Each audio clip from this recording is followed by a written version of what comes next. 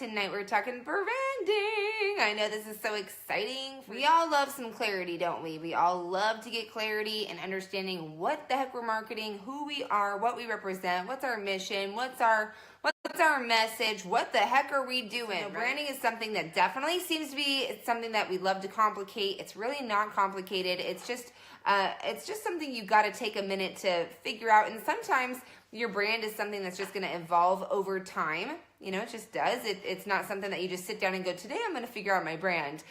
Your brand is just something that evolves over time, but there's definitely things that you can do now to be able to start putting things into place to start creating a brand awareness, okay? So whether you own a personal company or you're like a traditional brick and mortar, or you're an affiliate marketer, a network marketer, you know, whatever business you're building, you know, there might be some different things that you're up to, but either way, you want to be building a brand. You want to be building, especially in the online marketing space, you typically want to be building a personable brand because people buy from you. You have to sell people on you because ultimately they can go buy the products anywhere. Why should they buy them from you, right? The first thing that you really need to understand about this is that you are branding you. And when you're building a personal brand, it's not about your product. So you really want to start separating you from the product, because the product is one thing that you carry, but there's so much more that you might be able to offer to people down the road, or maybe if you want to start incorporating other streams of income or affiliate products or whatever it is that you want to do, you got to start looking at your personal brand and saying, okay, what is it that I want to put under the umbrella of my name? And, you know, I was talking to a guy earlier today, and he said, he has an affiliate product that he sells. He'd love to have me take a look at it and see if it's something I'd be interested in. And I said, I'm very much an affiliate for particular things, things that I know would help my audience, things that I know they would resonate with, and things that I personally want to endorse. I'm not going to just endorse any product, So I let him know. I said, I'd be happy to take a look at it and see if it's something I would want to add to my repertoire that would represent my brand. That would be something I could put my name on, my stamp of approval, and go from there. And you just want to set that tone in your business, because anything you do, you're tying to your name. It's really important. One of the reasons I had gotten out of the network marketing industry years ago is because everything was so tied to the name. Like everything was like brand our company and brand our product and brand this and brand that. And I was really over it. I'm like, no, I want to build my own brand. Like, congratulations for building your brand. Also, I'm down to sell the products, but I don't want to build it this way. So that's why I left the space for a long time. And it wasn't until March of last year I finally found a company that doesn't do that. Like, they actually say, hey, don't talk about our company. Like, let's practice attraction marketing. That coincides with my brand because I'm an attraction marketer. So do you see how I'm using this as an example to show you that you want to align yourself with products and services that are congruent with your brand, that are congruent with what you represent. That's why for me, I'm really moving more towards passive marketing, more towards email marketing. I believe in prospecting, but I don't believe that you need to prospect all day or day, right? Most people preach that. I'm preaching something different because it's my belief, right? So you need to figure out that for you and, not tie your brand to your company or your products, because those things are not permanent for your brand. They can change at any time. The company can go away tomorrow. The only thing that's constant about your brand is you. So you always want to put your name in the forefront and let people know you got something that you can help them with. And then you can talk about that on the back end, but you're never putting that product on blast. In the forefront, your brand stays in the forefront. You want it, so anything you do, like on any social media platforms, make sure it's your name. One of my girls I was talking to, she was talking about creating her blog and having like a tagline as her blog versus her name. I said, look, your name is constant. So anything that's has to do with a URL or a domain name, like everybody knows for me, it's Meet Jen Johnson. Everything is Meet Jen Johnson, Meet Jen Johnson, Meet Jen Johnson. It wasn't until December of last year that I launched Turn Purpose to Profit. But now everybody has a name to tie Turn Purpose to Profit to. Because if I was just going out there going, Turn Purpose to Profit, Turn Purpose to Profit, people would be like, well, who's this person? Who is this person that is talking about Turn Purpose to Profit? But because I developed my name first and got everybody so used to like, hey, my blog is meetjenjohnson.com. If you want to hop on my newsletter, it's meetjenjohnson.info. If you want to check me out on Instagram, it's meetjenjohnson.com. Every social media platform, Twitter, Meet Jen Johnson, Periscope, Meet Jen Johnson, everything is Meet Jen Johnson. And I had to say Meet Jen Johnson because Jen Johnson was already taken, so I had to put something else on there. So sometimes you got to get creative if your name is just so common. But you want to get your name out there in the forefront. And then as you develop the brand awareness and you start feeling like, okay, I want to create an environment or a space and you want to call it something, now people are like, oh, that's Jen Johnson's group, right? They now have a name to tie your thing to. So I know we want to get clever and fancy in the beginning with all these words and phrases and this and that, but again, your brand may change 10 years down the road. Is that what you're going to want your blog to be called? Is that what you want your group to be called? You know what I'm saying? So you want to first start out with just using your name so you can let your brand take shape and create those environments, those groups, those other things down the road that coincide with the brand that you're establishing. The next thing you want to do, so you always want to brand to you. The next thing is you want to pick your niche, okay? And there's something very... I preach this all the time, but what field or space, when we talk about niches, niche is just a marketplace. Like, what market do you want to be in? What are you passionate about? You have to, again, turn purpose into profit. What do you feel like your life's mission is? Do you feel that you're just someone that gets fired up to help people lose weight? Are you passionate about all things skincare and beauty? Are you really passionate about just learning? Like for me, I'm obsessed with just marketing. I am obsessed with the psychology of it, with the funnels and the email marketing and all the things, blogging and all that stuff. Like I love marketing. And that's what I became very, very passionate about. So what are the things that you absolutely love? If you're in a network marketing company, like, okay, for example, I'm in a network marketing company, I'm in health and wellness, but I'm not like out there being like, look at the workouts I'm doing all the time and like, I'm going to teach you how to lose all this weight. That's not my story. Like my story is I'm a type 2 diabetic. I freaking love food. I am a cookie monster. I love cereal, but guess what? I'm a type 2 diabetic and now I got to get healthy. So I jumped in with a company and got on some amazing products to help me like kick the diabetes thing in the butt. And I'm going to not only be able to get healthy, but I'm going to teach people how to rock it out in their business. That's my message because it's congruent with my brand, right? It would be weird for me to go out there and all of a sudden just change my messaging all around to health and wellness when this whole time I've been a business builder, I've been a marketer and teaching and marketing education, right? So the fact that I'm in a health and wellness company, I really lean more on the lifestyle posting with the health and wellness stuff and high peak performance and sharing my personal message of like, before I knew I was a diabetic, I went into this like mini state of depression and really didn't know what was wrong with me. So I wasn't working my business. So obviously when you don't feel good, you're not going to work your business. And that's really more of an angle I take because it's more congruent with my brand. People are going to relate that to, oh, Jen's helping us build our business by getting healthy, right? So you want to think of the angles with that stuff. If you're in a network marketing company and you're thinking, well, I don't know whether I should lead with the business or lead with the product, you have to ask, like, what does your brand say to do? What is your niche? What is your marketplace? What kind of results do you want to help people get? What results have you gotten? For me, I've recruited a few hundred people over the past few years into different things. Like I have the stats and the training and the knowledge and the information to be able to teach people this stuff. What is that for you? If you lost a ton of weight on a product, like lead with that. Like, is that what you're passionate about? You have to ask, like, what is the thing you're most passionate about?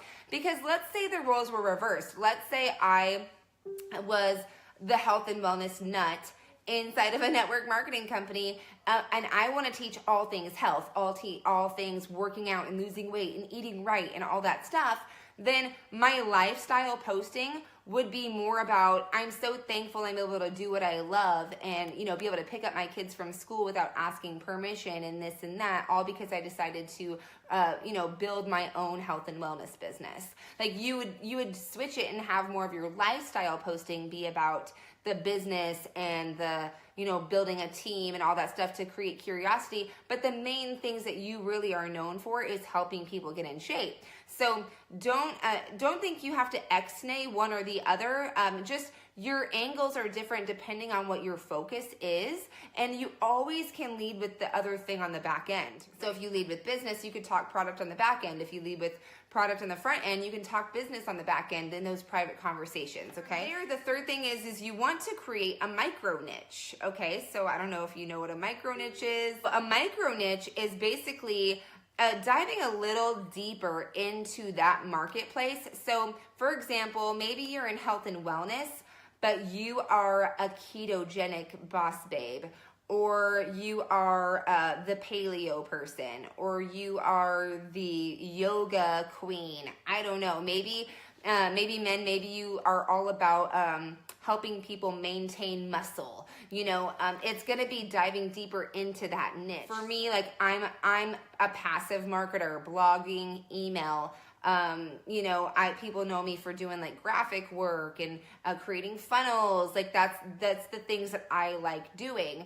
I have friends that are just so all about prospecting and closing, and like that's the niche that that's their micro niche that they are special. Like what is the specialty inside of that niche that you really want to focus and hone in on? Maybe you're in the makeup space or the skincare space and you want to specialize in dealing with people with acne or whatever that may be. So if you take it like, for example, like a doctor is a niche, right? But then there's always micro niches. There's heart surgeons. There's, my sister showed me Dr. Pimple Popper. I don't know if you guys have ever seen that show. Totally disgusting. But she actually, she's a specialized doctor that gets rid of cysts and lipomas and all these big lumps and things that people have growing on them. There's plastic surgeons, there's just general practitioners, there's pediatricians, there's gynecologists. So those are the micro niches inside of the medical field. So you want to think about that when you're building your business. What's your micro niche? If you're inside of the health and wellness space, if you're in the travel space, or if you're whatever space you're in, like how can you niche down deeper to specializing in a specific thing? Are you someone that helps people count calories? Are you someone that helps people burn fat, or whatever that is? Maybe same thing with online marketing. If you're an online marketer, what kind of online marketer? Do you love to drive traffic? Are you like a keyword SEO type person? Are you into affiliate marketing? Are you an MLMer? Are you a blogger? Like what is it that you want to specialize in to really help people grow their business? So thinking of those micro niches really, really helps you get more clarity on the things that you want to focus on, okay? And, I have a few clients that are all about body, mind, finance. That's what they focus on, is helping you get healthy with your body, with your mind, and your finance. And that's kind of the brand that they've put in place, which is pretty cool. So make sure just whatever you do, you're extremely passionate about it, because it's going to be a long-term vision. And yeah, your brand can change over time, but it usually just expands, or it usually just evolves into something deeper, okay? So I've always been into the online marketing thing since I've gone full-time. It's really been a passion to help people shorten their learning curve since I struggled for 12 years. But now you guys see I'm niching down even deeper this year, talking more about faith-based principles, doing things God's way, not my way, and kind of adding that extra element to my brand. And what that's doing is attracting more people to me who want to walk that walk. So the more niche down you get as a person, as like putting out, being transparent about your beliefs, what you want to do, how you want to build your business, it will attract those people to you, which is why you want to be very transparent. You just want to believe in the products and the services that you're offering, okay? It's really, really important. And so here's the next big thing. The market comes first, okay? So what most people do is they'll pick a product or a company that they want to run with, and then they go try to shove it in front of people, right? And that just creates friction. It always creates friction. What you want to do is you want to think, what marketplace do I want to serve? Like, where would be my best use? Where can I best help people? Where can I best help people get results?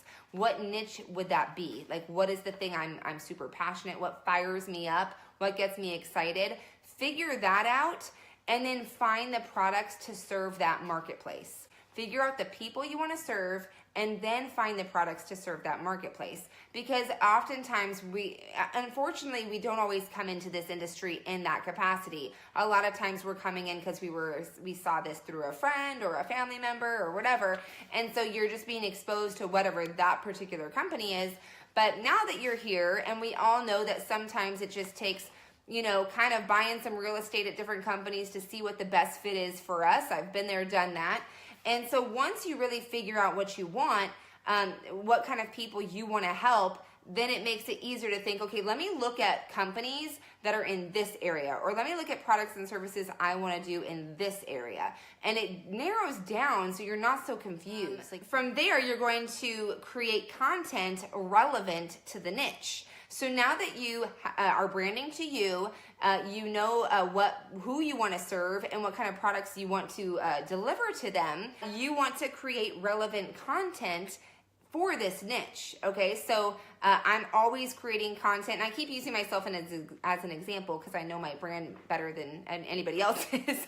So I always create content in the space of business, building business, marketing, attraction marketing, content creation, blogging, all that kind of stuff. The best way to get a feel for what kind of content you want to create, I'm going to give you 3 places, okay?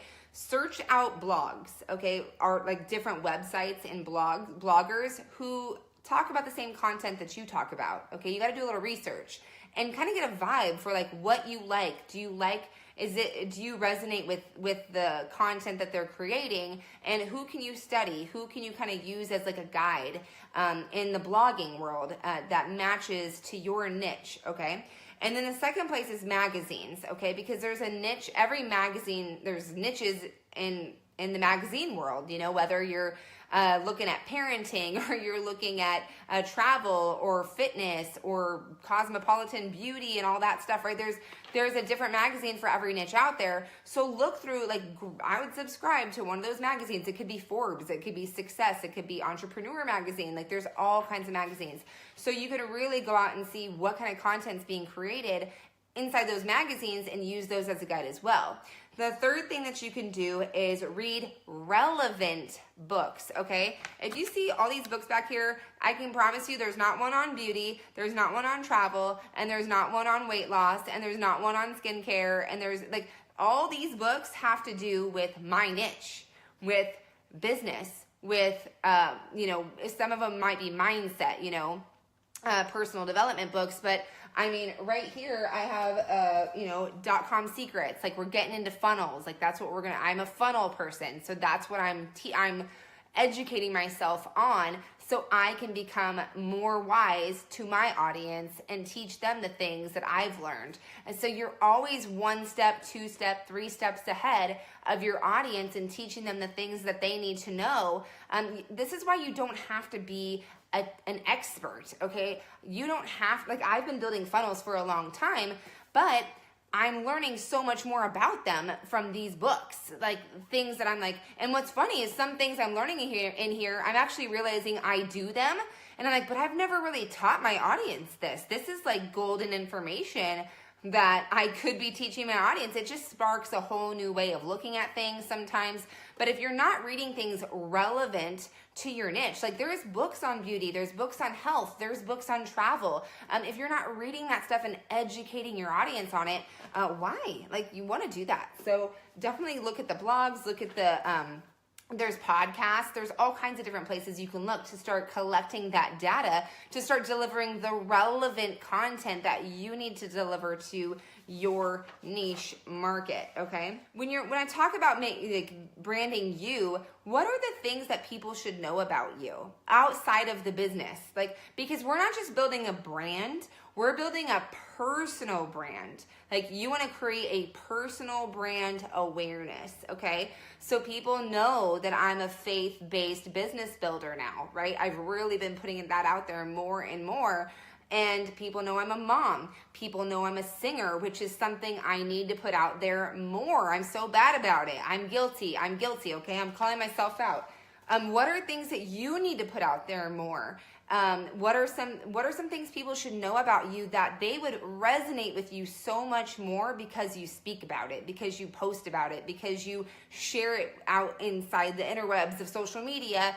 They would connect with you, okay? I can't tell you how many people have connected with me these past few weeks since opening this group that are like, I'm just so in love with how you're sharing your faith and your business together. It's exactly what I want to do. I have people asking me questions about, hey, as a Christian, how would you handle this inside of your team?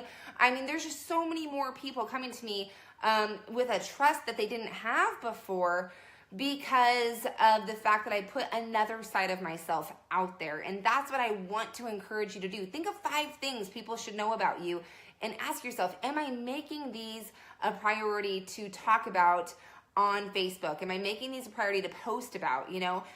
Faith, family, friends, just lifestyle, hobbies, things that you love. A lot of you might notice my daughter just took up ice skating, and I'm getting back into ice skating with her because I used to skate. So that's kind of like a new thing that we're introducing into what we do.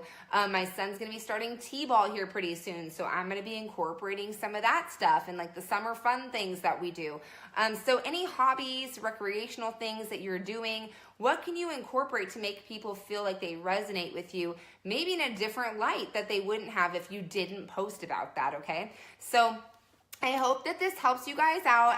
Again, if you have anybody that you want to invite in here to learn about all of this fun stuff, just have them go to turnpurposetoprofit.com. And I hope you guys have an awesome, awesome evening. List your 5 things below, because I'm going to start checking to see if you guys are out there doing the thing, all right? So put your 5 things that you know you need to be focusing on, and I'll tune into the comments here in a bit. Love you guys. Talk to you later.